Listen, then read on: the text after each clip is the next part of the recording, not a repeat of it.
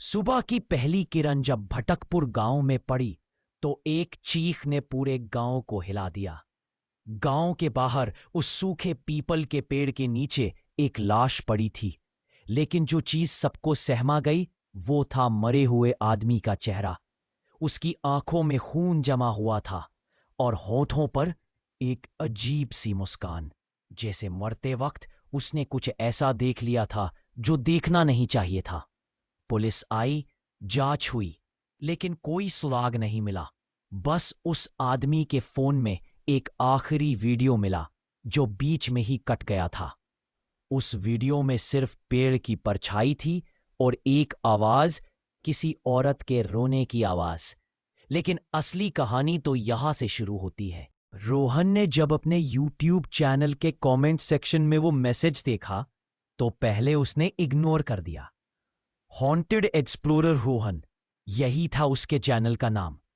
वो पिछले 3 सालों से भारत भर की हॉन्टेड जगहों पर जाकर वीडियोस बनाता था। गोस्ट हंटिंग, पैरानॉर्मल इन्वेस्टिगेशन, यही था उसका काम। लेकिन ये कमेंट अलग था। उसके सबसे पुराने वीडियो पर, जो उसने 3 साल पहले अपलोड किया था, आज अचानक एक नया कमेंट आया था। अगर सच में हिम्मत है तो आज की पूर्णिमा की रात भटकपुर गांव के पीपल के पेड़ के पास आओ। मीरा तुम्हारा इंतजार कर रही है। कमेंट करने वाले का नाम था पीपल की रानी।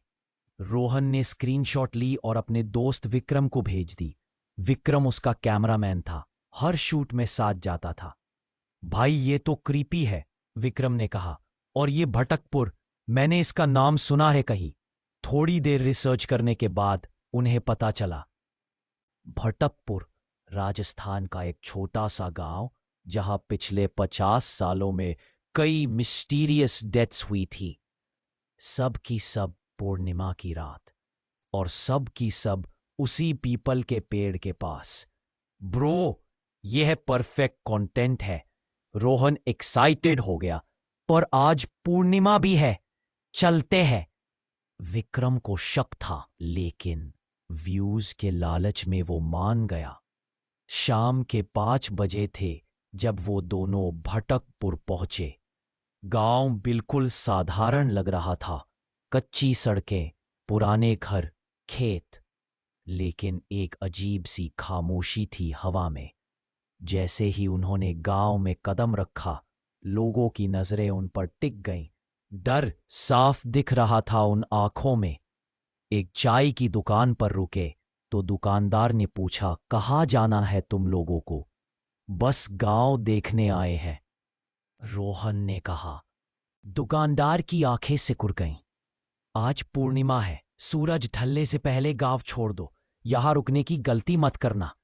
क्यों, क्या होता है यहां? विक्रम ने पूछा। दुकानदार ने इशारे से एक तरफ देखने को कहा। वहां गांव के आखिरी छोर पर एक विशाल पीपल का पेड़ खड़ा था, लेकिन वो पेड़ बिल्कुल सूखा था, एक भी हरा पत्ता नहीं। काली टेढ़ी मेढ़ी डालियां आसमान की तरफ ऐसे फैली हुई थीं जैसे किसी ने मदद के लिए हाथ उठाए हो। वो पेड़, दुकानदार ने धीरे से कहा, वहां कोई नहीं जाता, खासकर पूर्णिमा की रात। रोहन का इंटरेस्ट और बढ़ गया। क्यों, क्या है उस पेड़ में? पूछो मत, चले जाओ यहां से, कहकर दुकानदार अंदर चला गया। तभी एक बूढ़ी दादी पास से गुजर रही थी। उसने रोहन को रोका। तुम्हें बुलावा आया है ना? रोहन चौंक गया। आपको कैसी पता? दादी मुस्कुराई, एक अजीब सी ठंडी मुस्कान। हर बार जब कोई बाहर से आता है पूर्णिमा की रात, तो मीरा उसे खुद बुलाती है। मीरा कौन है? दादी ने गहरी सांस ली। 50 साल पहले की बात है। मीरा इसी गांव की सबसे खूबसूरत लड़की थी। उसकी शादी हुई थी राम सिंह से। लेकिन राम सिंह को शक था कि मीरा तंत्र मंत्र जानती है, कि वो डायन है। एक रात, पूर्णिमा की रात, राम सिंह और उसके 6 दोस्तों ने मीरा को उसी पीपल के पेड़ पर लटका दिया। दादी की आवाज कांपने लगी, लेकिन मरते वक्त मीरा ने कसम खाई थी, मैं इस पेड़ में बस जाऊंगी। हर पूर्णिमा को मैं निकलूंगी और एक एक करके मैं उन सबको ले जाऊंगी जो मुझे बुलाएंगे। और क्या हुआ उन 7 आदमियों का? विक्रम ने पूछा। सातों मर गए, एक एक करके। सब पूर्णिमा की रात, सब उसी पेड़ के नीचे। उनके चेहरों पर वही मुस्कान थी, जैसे उन्होंने कुछ देख लिया हो। रोहन को झुरझुरी आई, लेकिन उसने हिम्मत दिखाई। ये सब अंधविश्वास है दादी माँ। दादी ने उसकी आंखों में देखा। उसकी आंखें इतनी गहरी थीं, जैसे उनमें सालों का दुख छुपा हो। तुम जाओगे ना वहां आज रात? रोहन ने सिर हिलाया। तो एक बात याद रखना, दादी ने कहा, अगर वो तुम्हें अपना नाम से बुलाए तो भागना भी मत, क्योंकि तब तुम उसके हो चुके होंगे। यह कहकर दादी चली गई, लेकिन जाते जाते पीछे मुड़कर एक बार फिर मुस्कुराई। रोहन को लगा जैसे उस मुस्कान में कुछ अलग था, कुछ जो नॉर्मल नहीं था। दोपहर में ही वो दोनों उस पेड़ के पास पहुंच गए। दूर से ही एक अजीब सी ठंडक महसूस होने लगी थी। गर्मी का मौसम था, लेकिन जैसे जैसे वो पेड़ के करीब आए, हवा ठंडी होती गई। पेड़ के आसपास की जमीन बिल्कुल बंजर थी, घास तक नहीं उगी थी। मिट्टी काली पड़ी हुई थी, जैसे किसी ने आग लगाई हो कभी। भाई, यहां तो चिड़िया तक नहीं आती, विक्रम ने नोटिस किया। सच में आसपास की तमाम दूसरी जगहों पर पंछी चहचहा रहे थे, लेकिन इस पेड़ के पास सन्नाटा था। रोहन पेड़ के पास गया। पेड़ की छाल काली और खुरदरी थी। उसने हाथ लगाया तो ऐसा लगा जैसे किसी ठंडी चीज को छू लिया हो। देखो यहां, विक्रम ने पेड़ की तरफ इशारा किया। छाल पर कुछ खरोंचें थी, जैसे किसी ने नाखूनों से खरोंच दिया हो, और वो खरोंचें शब्दों की तरह लग रही थीं। रोहन ने ध्यान से देखा।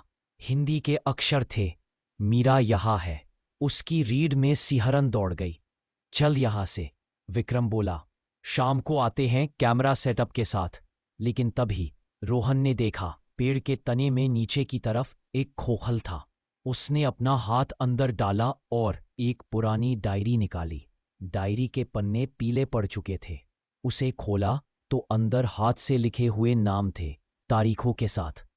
राम सिंह 15 अगस्त 1975, भोला राम 12 सितंबर 1975, कल्लू 18 अक्टूबर 1975। ये उन 7 आदमियों के नाम हैं, विक्रम ने कहा। रोहन ने पन्ने पलटे। आगे और भी नाम थे। हर साल कुछ नाम, सबके साथ तारीख। सब पूर्णिमा की तारीखें थीं। आखिरी पन्ने पर पहुंचा तो उसके हाथ से डायरी छूट गई। वहां लिखा था, रोहन 29 अक्टूबर 2025, आज की तारीख। उसका नाम पहले से लिखा हुआ था। भाई, ये कोई प्रैंक है? विक्रम की आवाज कांप रही थी। चलो यहां से। लेकिन रोहन ठहरा। यूट्यूबर नहीं भाई, ये तो और इंटरेस्टिंग हो गया। कोई हमें डराने की कोशिश कर रहा है। परफेक्ट कंटेंट है। रात को आएंगे और सब रिकॉर्ड करेंगे। उसे नहीं पता था ये सबसे बड़ी गलती होने वाली थी। रात के 11:30 बजे थे। रोहन और विक्रम कैमरास, लाइट्स और रिकॉर्डिंग इक्विपमेंट के साथ पेड़ के पास पहुंचे। चांद पूरा निकल चुका था, इतना ब्राइट कि उसकी रोशनी में सब कुछ साफ दिख रहा था। लेकिन अजीब बात यह थी कि पूरा गांव बिल्कुल सुनसान था। एक भी खिड़की में रोशनी नहीं थी, कोई आवाज नहीं, जैसे गांव में कोई रहता ही ना हो। उन्होंने 3 कैमरास लगाए, एक पेड़ के सामने, एक साइड में और एक हैंडहेल्ड। 11:45 हो गए। रोहन ने रिकॉर्डिंग शुरू करते हुए कहा, अब देखते हैं क्या होता है। 15 मिनट, 20 मिनट, कुछ नहीं हुआ। भाई, यहां कुछ नहीं है, विक्रम बोला। चलते हैं। लेकिन ठीक 12 बजे हवा ने तेजी से डायरेक्शन बदली। ठंडी, बहुत ठंडी हवा चलने लगी। इतनी ठंडी कि उनकी सांस भाप बनकर निकलने लगी, गर्मी के मौसम में। और फिर आवाज आई, पेड़ के पत्तों से। लेकिन पेड़ तो सूखा था, पत्ते कहाँ थे? फिर भी पत्तों के सरसराने की आवाज साफ सुनाई दे रही थी। और उस सरसराहट के बीच किसी औरत के रोने की आवाज। सुनाई दे रहा है ना? रोहन ने विस्पर में कहा। विक्रम सिर हिलाने वाला ही था कि अचानक वो आवाज बदल गई। रोना बंद हो गया और हंसी आने लगी। एक औरत की हंसी, लेकिन वो हंसी नॉर्मल नहीं थी। वो ऐसी हंसी थी जो रूह को कंपा दे। दोनों ने एक दूसरे को देखा। कैमरा चेक कर, रोहन ने कहा। सब कैमराज रिकॉर्ड कर रहे थे। तभी पेड़ के नीचे से, जहां वो खोखल था, धुआं निकलने लगा। काला धुआं। वो धुआं जमीन पर फैलने लगा, जैसे कोई सांप रेंग रहा हो। भाई, चलना चाहिए अब। विक्रम की आवाज में घबराहट साफ थी, लेकिन रोहन कैमरा पकड़े खड़ा रहा। बस 2 मिनट और। वो धुआं धीरे धीरे शेप लेने लगा। पहले एक परछाई जैसा, फिर वो परछाई औरत की शक्ल लेने लगी। लंबे काले बाल, सफेद साड़ी, और जब वो पूरी तरह मैटेरियलाइज हुई तो उसके पैर उल्टे थे, एड़ियां आगे, पंजे पीछे। मीरा खड़ी थी उनके सामने।